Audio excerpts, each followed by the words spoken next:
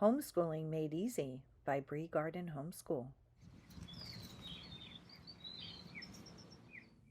This story is called Sylvester and the Magic Pebble by William Steig.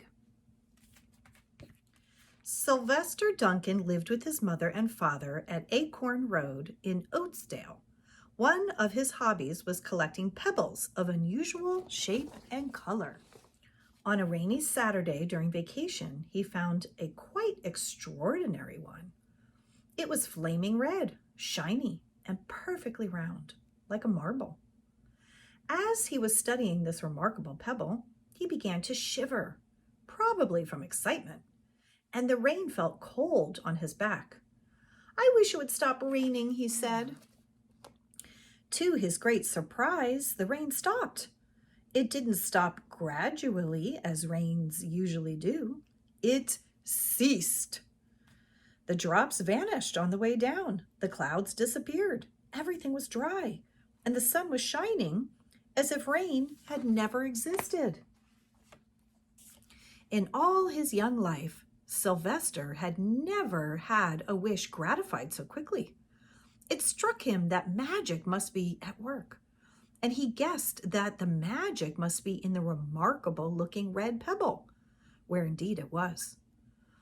To make a test, he put the pebble on the ground and said, "I wish it would rain again." Nothing happened. But when he said the same thing holding the pebble in his hoof, the sky turned black. There was lightning and a clap of thunder, and the rain came shooting down. "What a lucky day this is," thought Sylvester. "From now on, I can have anything I want. My father and mother can have anything they want. My relatives, my friends, and anybody at all can have everything anybody wants."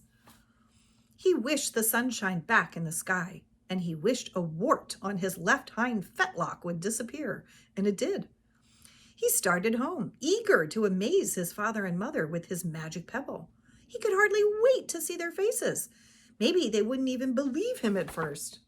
As he was crossing Strawberry Hill, thinking of some of the many, many things he could wish for, he was startled to see a mean, hungry lion looking right at him from behind some tall grass.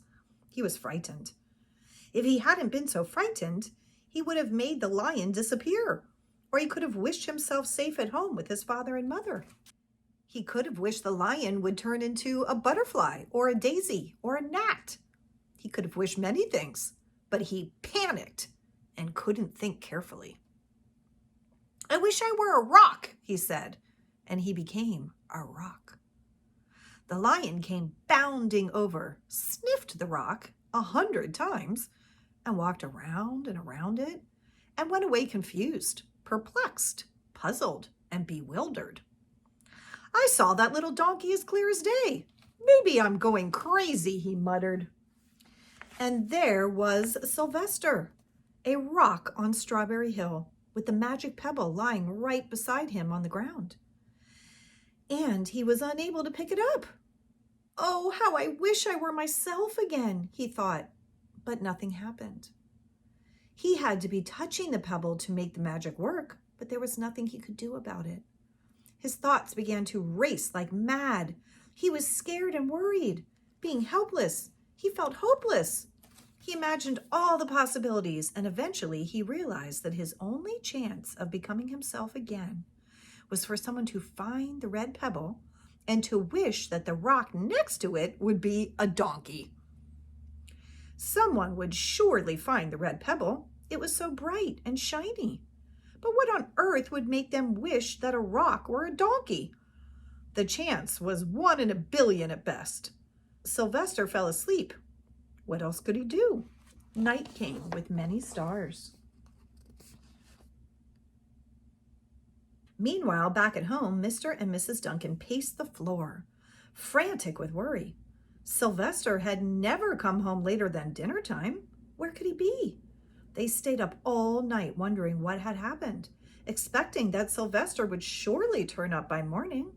But he didn't, of course. Mrs. Duncan cried a lot, and Mr. Duncan did his best to soothe her. Both longed to have their dear son with them. "I will never scold Sylvester again as long as I live," said Mrs. Duncan, "no matter what he does." At dawn, they went about inquiring all of the neighbors. They talked to all the children, the puppies, the kittens, the colts, the piglets. No one had seen Sylvester since the day before yesterday. They went to the police. The police could not find their child. All the dogs in Oatsdale went searching for him. They sniffed behind every rock and tree and blade of grass into every nook and gully of the neighborhood and beyond, but found not a scent of him. They sniffed the rock on Strawberry Hill, but it smelled like a rock. It didn't smell like Sylvester. After a month of searching the same places over and over again and inquiring of the same animals over and over again, Mr. and Mrs. Duncan no longer knew what to do. They concluded that something dreadful must have happened and that they would probably never see their son again, though all the time he was less than a mile away.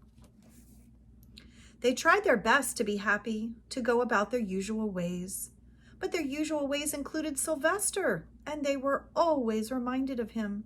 They were miserable. Life had no meaning for them anymore. Night followed day, and day followed night over and over again. Sylvester on the hill woke up less and less often. When he was awake, he was only hopeless and unhappy. He felt he would be a rock forever, and he tried to get used to it. He went into an endless sleep. The days grew colder. Fall came with the leaves changing color. Then the leaves fell, and the grass bent to the ground. Then it was winter. The winds blew this way and that. It snowed. Mostly the animals stayed indoors, living on the food they had stored up. One day a wolf sat on the rock that was Sylvester and howled because he was hungry. Then the snows melted, the earth warmed up in the spring sun, and things budded. Leaves were on the trees again. Flowers showed their young faces. One day in May, Mr. Duncan insisted that his wife go with him on a picnic. "Let's cheer up," he said. "Let us try to live again and be happy even though Sylvester, our angel, is no longer with us." They went to Strawberry Hill. Mrs. Duncan sat down on the rock. The warmth of his own mother sitting on him woke Sylvester up from his deep winter sleep. How he wanted to shout, "Mother, Father, it's me, Sylvester, I'm right here." But he couldn't talk. He had no voice. He was stone dumb. Mr. Duncan walked aimlessly about while Mrs. Duncan set out the picnic food on the rock. Alfalfa sandwiches, pickled oats, sassafras salad, Timothy compote. Suddenly, Mr. Duncan saw the red pebble. "What a fantastic pebble!" he exclaimed. Sylvester would have loved it for his collection. He put the pebble on the rock. They sat down to eat. Sylvester was now as wide awake as a donkey that was a rock could possibly be. Mrs. Duncan felt some mysterious excitement. "You know, Father," she said suddenly, "I have the strangest feeling that our dear Sylvester is still alive and not far away." I am, Sylvester wanted to shout, but he couldn't. If only he had realized that the pebble resting on his back was the Magic Pebble. "Oh, how I wish he were here with us on this lovely May day," said Mrs. Duncan. Mr. Duncan looked sadly at the ground. "Don't you wish it too, Father?" she said. He looked at her as if to say, "How can you ask such a question?" Mr. and Mrs. Duncan looked at each other with great sorrow. "I wish I were myself again. I wish I were my real self again," thought Sylvester. And in less than an instant, he was.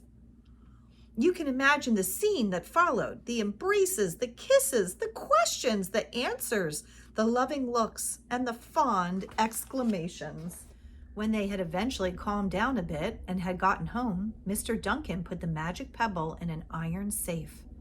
Someday they might want to use it, But really, for now, what more could they wish for? They had all that they wanted. The end. Love. Love is all they wanted. Homeschooling Made Easy by Bri-Garden Homeschool. The link to my website is in the description box below.